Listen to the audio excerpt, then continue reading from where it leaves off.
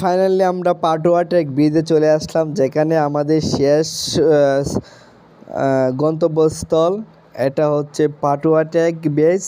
এখানে আমরা আসার উদ্দেশ্যে রওনা হয়েছিলাম কক্সবাজার। কক্সবাজার থেকে আমরা সকাল 9টায় রওনা হয়েছে। এখানে প্রায় 12টা বাজছে আস্তে আস্তে। এটাই হচ্ছে পাটুয়া ট্রেক বলে।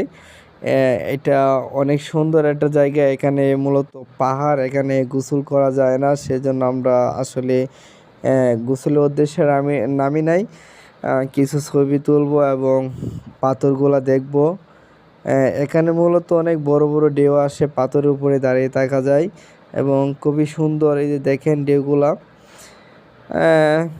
অবশ্য আমরা সুগন্ধি ব্রিজ থেকে অনেকগুলো ব্রিজে পার হয়ে তারপর এই পাটুয়া ট্রেকে আসি। মূলত আমরা সবগুলাতে নামি নাই, কয়েকটা দেখে শুনে নামছি। এই সজল ভাই রেডি হচ্ছেন পানিতে নামার জন্য।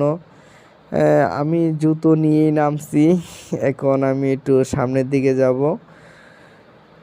আসলে সবারই উচিত এই জায়গাগুলো একবার ঘুরে দেখা, দেশ ভ্রমণ করা, বিভিন্ন স্থানে যাওয়া, তাহলে কিছু অভিজ্ঞতা হবে। মহান আল্লাহ তাআলার সৃষ্টি কত অপরূপ সেটা নিজ দু চোখে দেখা যাবে। আমি ভাবতে পারি না আমার জুতাগুলো ভিজে গিয়েছে ঢেউ এসে।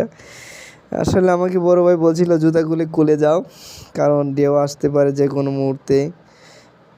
এই যে ফাইনালি আমার জুতা দুইটাই ভিজে গিয়েছে। সো সবাই ঘুরে আসবেন এবং দেখে আসবেন, খুবই সুন্দর জায়গা।